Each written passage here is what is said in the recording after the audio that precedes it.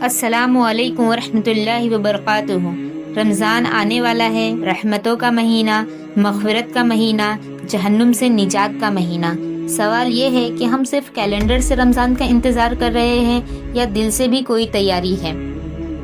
اللہ رب العزت قرآن میں فرماتا ہے، اے ایمان والو، تم پر روزے فرض کیے گئے ہیں جیسے کہ تم سے پہلے لوگوں پر فرض کیے گئے تھے تاکہ تم تقوی اختیار کرو۔ ذرا غور سے سنیے، جب روزہ فرض ہوا تھا تب اللہ نے اس کا کیا مقصد بتایا تھا؟ نہ بھوک بتائی تھی، نہ پیاس بتایا تھا، نہ روٹین چینج کا۔ اللہ نے اس کا مقصد بتایا تھا کہ تقوی اختیار کرو۔ اور اللہ نے ان روزوں کے لیے پورے سال میں سے ایک خاص مہینہ چنا ہے، ماہ رمضان کا۔ یہ مہینہ ہر سال ہماری زندگی میں آتا ہے اور چلا جاتا ہے، لیکن ایمانداری سے ایک سوال کا جواب دینا کہ کیا ہر رمضان کے بعد ہماری زندگی بدلتی ہے؟ کیا ہمارے گناہ کم ہوتے ہیں؟ کیا ہماری نماز سٹرونگ ہوئی ہے؟ کیا ہمارے اخلاق بہتر ہوئے ہیں؟ اگر نہیں ہوا ہے تو پرابلم روزے میں نہیں ہے، پرابلم سمجھنے میں ہے، کیونکہ ہم نے رمضان کو رسمی طور پر سیریس لیا ہے، روحانی طور پر نہیں۔ چلو یہاں ایک بنیادی بات سمجھ لو، تقوی کیا ہوتا ہے؟ تقوی کا مطلب ہوتا ہے ہر وقت یہ احساس ہونا کہ میرا رب مجھے دیکھ رہا ہے۔ تقوی کا مطلب ہوتا ہے اللہ کی پہچان، اللہ کا خوف اور اللہ کی اطاعت۔ پریکٹیکل تقوی کیا ہوتا ہے؟ جب گناہ کا موقع ہو اور تم رک جاؤ، جب فائدہ جھوٹ میں ہو اور تم سچ چنو، جب کوئی نہ دیکھ رہا ہو پھر بھی حلال راستہ چنو، اسے اللہ پر تقوی بولتے ہیں۔ روزہ اسی ٹریننگ کا نام ہے۔ اب چلیے دیکھتے ہیں کہ نبی صلی اللہ علیہ وسلم کا رمضان کیسا ہوتا تھا۔ حدیث میں آتا ہے، رمضان میں نبی صلی اللہ علیہ وسلم سب سے زیادہ سخی ہو جاتے تھے، دل کھول کر دیتے تھے، کوئی مانگنے والا خالی ہاتھ نہیں جاتا تھا۔ آپ صلی اللہ علیہ وسلم قرآن کی تلاوت زیادہ کرتے تھے۔ جبرائیل علیہ السلام کے ساتھ رمضان میں قرآن کا دور ہوتا تھا۔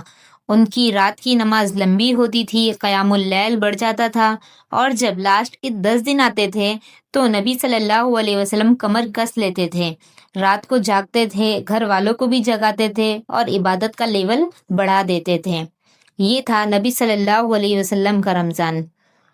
اب اپنی پلاننگ دیکھیے، رمضان آنے سے پہلے شاپنگ کی پلاننگ، فوڈ کی پلاننگ، عید کی پلاننگ، ایکسٹرا ارننگ کی پلاننگ کرتے ہیں، لیکن کوئی بھی تقوی کی پلاننگ نہیں کرتا، کوئی بھی صدقہ کی پلاننگ نہیں کرتا، کوئی بھی قرآن کمپلیٹیشن کی پلاننگ نہیں کرتا۔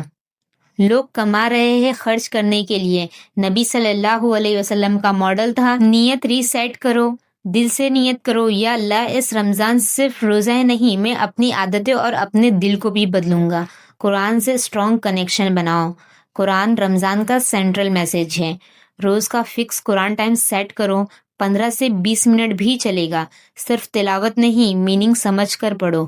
قرآن ہدایت کا سورس ہے، یہ لائف کو ڈائریکشن دیتا ہے۔ دعا کی لسٹ ریڈی کرو، رمضان دعا کے قبول کا سیزن ہے۔ اپنی پرسنل دعا کی لسٹ لکھو، جو لکھتے ہیں اسے زیادہ شدت سے مانگتے ہیں۔ نماز کو اسٹرانگ بناؤ، 5 وقت کی نماز کو ابھی سے پنچل کرو۔ رمضان میں اچانک سے چینجز مشکل ہوتی ہے، پریکٹس پہلے شروع ہوتا ہے، پرفیکشن بعد میں ملتا ہے۔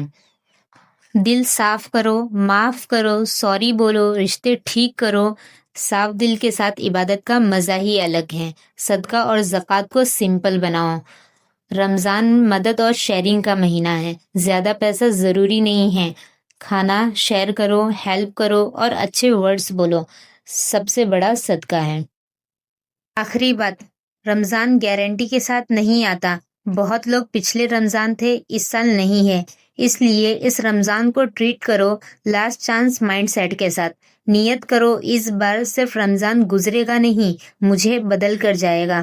دعا کرو، یا اللہ ہمیں رمضان کا حق سمجھنے کی توفیق دے، نبی صلی اللہ علیہ وسلم کے طریقے پر رمضان گزارنے کی توفیق دے اور ہمیں تقوی والا بنا دے۔